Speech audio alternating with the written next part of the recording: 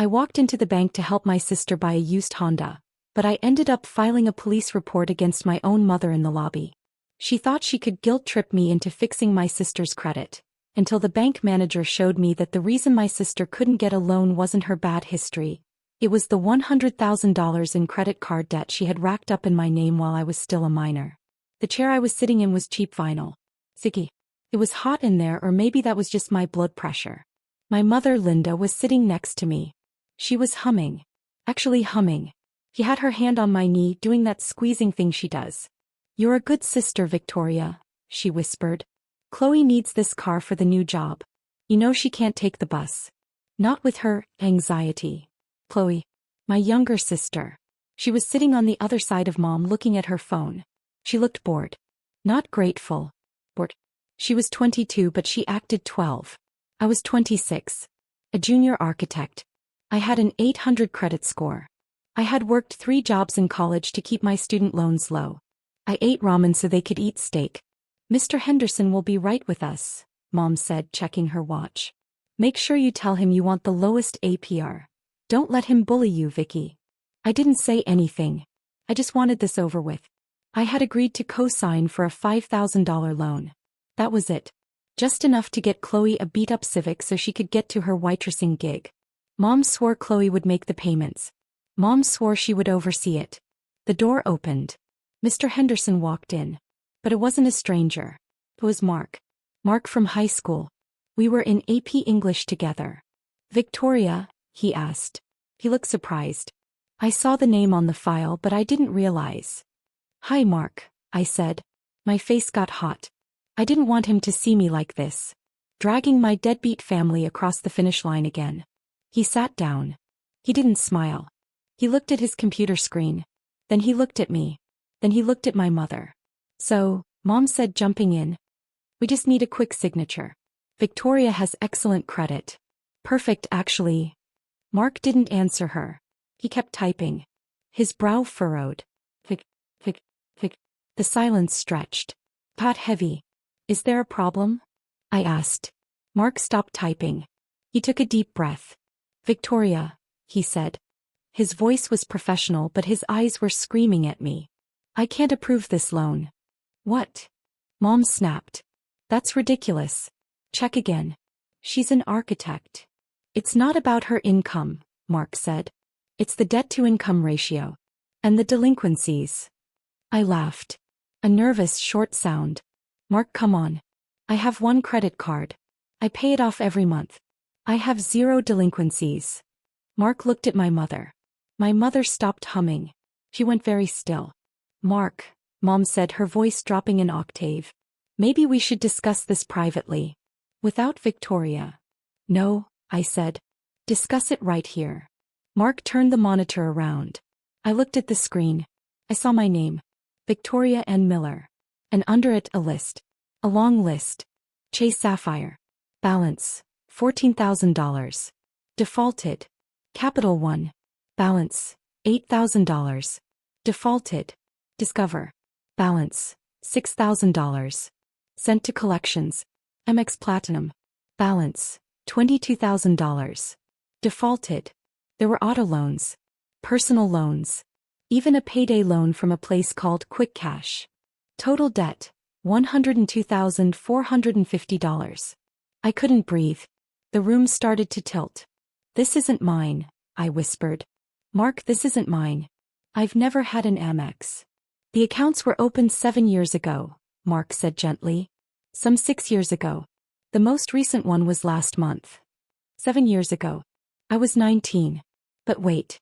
Look at the first one," Mark pointed. "Opened when you were 17. You would have needed a parent cosigner." I turned my head. Fully. My neck felt stiff like a rusty hinge. I looked at my mother.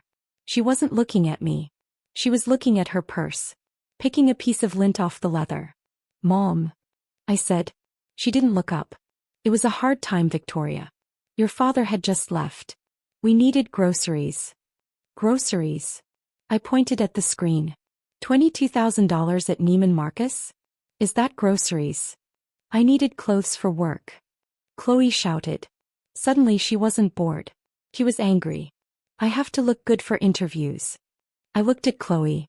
You have an Amex in my name? Mom said it was fine. Chloe yelled. She said you wouldn't mind because you're the successful one. You can afford it. I didn't know about it. I screamed. I stood up. The chair fell over. Victoria, sit down, Mom hissed. You're making a scene. We can fix this at home. Just sign the loan for the car and we'll work out a payment plan for the rest. He actually said that. Just sign the loan. You stole my identity, I said. My voice was shaking. You stole my life. I raised you. Mom stood up now. She was shorter than me, but she always felt bigger. I put a roof over your head. I fed you. Yo me. Do you know how much it costs to raise a child? Do you? Mark stood up. I'm calling security. No, I said. I looked at Mark. Call the police. Mom laughed. A sharp, barking sound. Don't be dramatic, Vicky. You're not calling the police on your own mother. You're upset. I get it. But family handles things privately. I reached into my bag. I pulled out my phone. I dialed 911. Victoria, Mom warned. Her eyes went black. If you make that call, you are dead to me. Operator, I said into the phone. I'm at the First National Bank on 4th Street. I need to report a grand larceny and identity theft. The perpetrators are still in the building. The silence in the lobby was absolute. Everyone was staring. Perpetrators. Mom whispered. She looked like I had slapped her. I'm your mother. Not anymore, I said. Now you're just a felon. The police didn't arrest them. I know. In movies they get cuffed and dragged away. Real life is disappointing. 2 officers showed up. They took my statement. Mark printed out a preliminary report of the fraud for them. But the older officer, Officer Davis, just sighed. He looked at Mom, who was currently crying into a tissue, playing the frail, confused old lady. Look, Ms. Miller, Davis said to me. This is a civil matter right now. Unless you have proof she opened them without your consent, it's her word against yours. She says you gave her verbal permission. I was a minor for the first 3. I argued. We'll file the report, he said. Detectives will look into it. But for today, you all just need to go home and cool off. Cool off. I had over $100,000 in debt anchored to my social security number, and I was told to cool off. Mom walked past me on her way out. She stopped. She didn't look sad anymore. Her face was dry. You embarrassed me, she said. Her voice was low. Dangerous. You embarrassed the family. For what? Money? It's just numbers, Victoria. You can file bankruptcy. It falls off in 7 years. Chloe needs that car now. I stared at her. I am not filing bankruptcy for you. Then you better start paying, she said. Because the bills are coming to your apartment now. I changed the address this morning since you want to be such an adult about it. She grabbed Chloe's arm. Come on. Your sister is having a tantrum. They left. I sat in my car in the bank parking lot for an hour. I didn't cry. I think I was in shock. I just watched the people walking in and out of the bank. Normal people. People who probably didn't have mothers who treated them like a spare organ donor for their favorite child. I drove home. My apartment was small. A studio. I loved it because it was mine. I paid for every inch of it. But when I walked in, it felt different. It didn't feel safe. I turned on my laptop.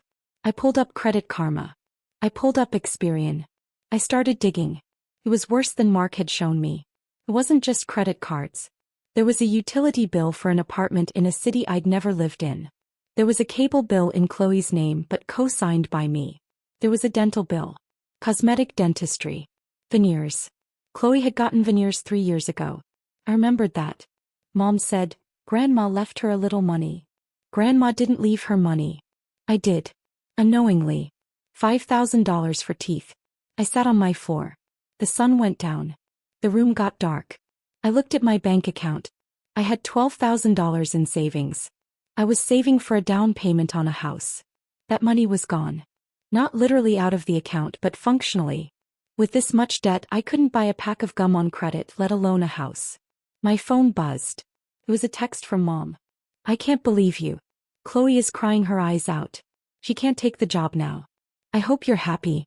You ruined her life. Again. Ruined her life. I laughed.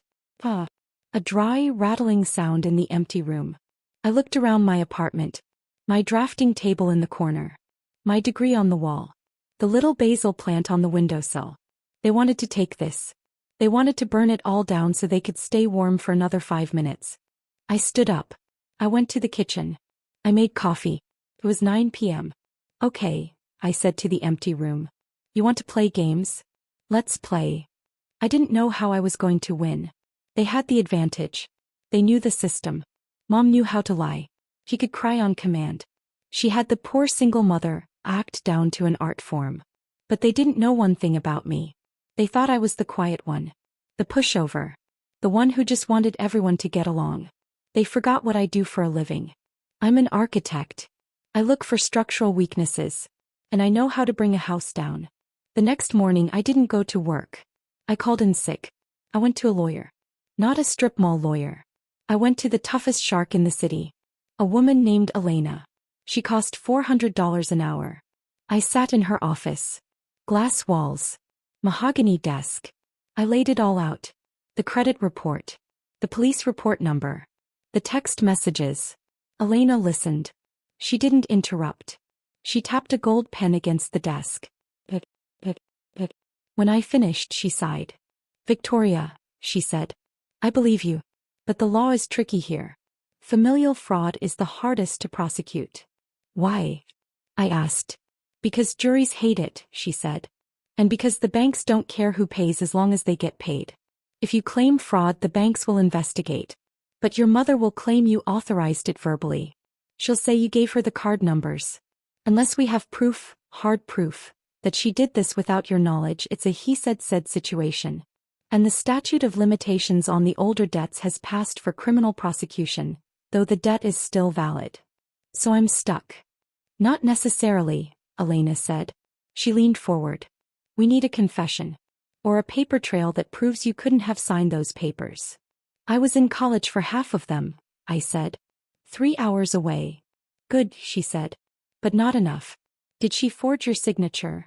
Probably. We need the original applications, Elena said. We subpoena the banks. That takes months. It costs thousands. I felt the heavy weight of the power gap. Mom had time. She had my identity. She had nothing to lose because she had no assets. I had everything to lose. What if I get her to admit it? I asked. Elena raised an eyebrow. Is she stupid? No, I said. She's arrogant. Elena smiled. It was a cold, sharp smile. Arrogance is better than stupidity. If you can get her to admit, on a recording, that she signed your name without your permission or that she hid the mail, we have a case. New York is a one-party consent state. Record everything. I left her office. I had a plan. But I needed to understand why this happened.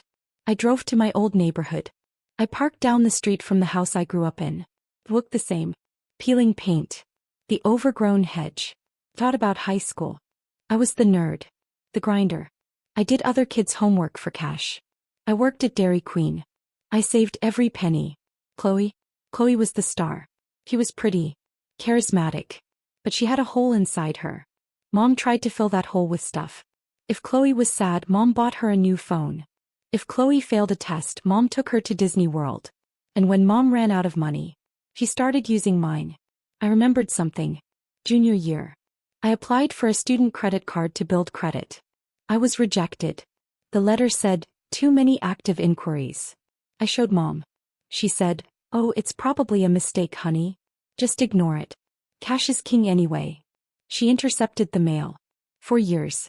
I closed my eyes. The betrayal wasn't the money.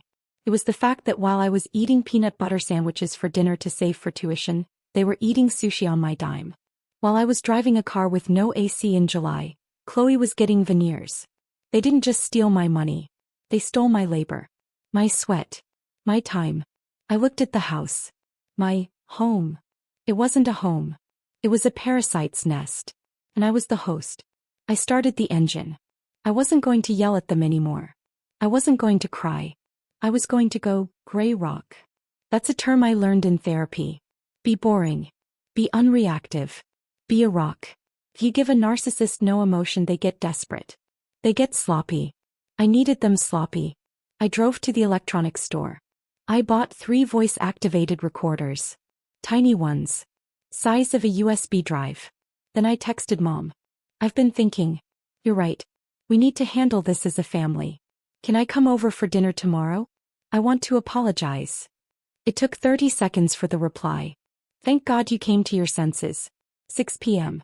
I'm making lasagna. Lasagna. My favorite. She thought she had won. He thought I was crawling back. I wasn't crawling. I was hunting. I wore a wire. Well, not a wire like on TV. I had my phone recording in my pocket. I had a backup recorder in my purse. And I had a third one taped to the inside of my jacket. Overkill? Maybe. But I wasn't taking chances. I walked into the house. It smelled like garlic and oregano. It smelled like childhood. Vicky. Mom hugged me. He squeezed tight. Too tight. I'm so glad you're here. Chloe was on the couch. She didn't get up. Did you bring wine? She asked. No, I said. Sorry. Whatever, she mumbled. We sat at the table. The lasagna looked good. I felt like vomiting. So, Mom said, dishing out a massive slice. I'm glad you realized you were overreacting. Family helps family. That's the rule. I know, I said softly. Kept my head down. I was just shocked. It was a lot of money, Mom. It's an investment, Mom said, waving her fork. In our future. Chloe is going to be a model or maybe an influencer. She needs to look the part. And I needed to keep the house running. Here we go. But Mom, I said, pitching my voice to sound confused, not angry. Why did you use my name? Why not yours? Mom laughed. Oh honey. My credit was shot years ago. Your father saw to that. Lie. Dad left her the house and clean accounts. And, well, you weren't using yours. It was just sitting there. Like a waste. So you signed the papers? I asked. Like you actually wrote my name? The room went quiet. Chloe looked up. Mom took a sip of water. Does it matter? The bank asked. I lied. They said if I can prove I didn't sign them, they might lower the interest rate. A flicker of greed in Mom's eyes. Interest rates. Money. Well, Mom said slowly. I might have helped you with the paperwork. You were so busy with school. I just signed for you. It's perfectly legal. I'm your mother. I have power of attorney. She didn't have power of attorney. He never did. Right, I said. So for the Amex? The one last month. Yes, she said impatiently. I signed it. You were at work. I needed to get the points for the sign-up bonus. Look, Victoria, stop obsessing over the details. The point is we need to restructure this debt. Restructure. Yes, Mom smiled. She pulled a piece of paper from under her placemat. I found this debt consolidation company. If you sign this, they lump it all into one payment. It's only $900 a month. Only $900. And who pays that? I asked. We all will, Mom said vaguely. I'll chip in. Chloe will chip in once she gets the car and the job. So you want me to refinance the fraud, I said. Don't call it fraud, Mom snapped. It's family management. Just sign the paper, Victoria. Fix this mess you made. Mess I made? Hey, I said. I need to read it over. Can I take it home? Sign it now, Chloe said. I need the car by Monday. I need to read it, I repeated. I'll bring it back Sunday. At the party. Sunday. Chloe's 1-year sobriety party. Or 1 year since I got caught party. Mom hesitated. She looked at the paper. Then at me. Fine, she said. Sunday. But bring it signed. And bring a check for the first payment. $500 should cover your share. My share. Hey, I said. I'll see you Sunday. I walked out. I got into my car. I drove 2 blocks. Pulled over. I stopped the recording on my phone. I stopped the backup. I pressed play. I signed it. It's perfectly legal. I'm your mother. Clear as a bell. I didn't go home. I went to Kinko's. I printed everything. The credit report. The transcripts of the recording. Copies of the checks Mom had written from the fraudulent accounts. I had found images of them in the online portal she'd been stupid enough to leave logged in on the family iPad. I organized them into folders. Red folders. One for Mom. One for Chloe. One for Aunt Sarah. One for the pastor. One for every single person invited to the party. I wasn't just going to stop them. I was going to nuke the site from orbit. But I needed one more thing. The projector moment. The party was at the community center. They had a projector for the slideshow. A journey of recovery montage for Chloe. I called the center the next day. Pretended to be the organizer. Hi, this is Victoria Miller. I'm sending over the updated slideshow file. Please make sure this one is loaded. The old one has a glitch. Sure thing, honey, the coordinator said. I spent 6 hours editing that video. It started with baby photos. Cute. Sweet. Then, the evidence. Screenshots of the debt. Photos of the items bought. Side-by-side comparisons. Me working at Dairy Queen versus Chloe in Cabo. Paid for by my loan. Mom's text messages calling Aunt Sarah an old hag.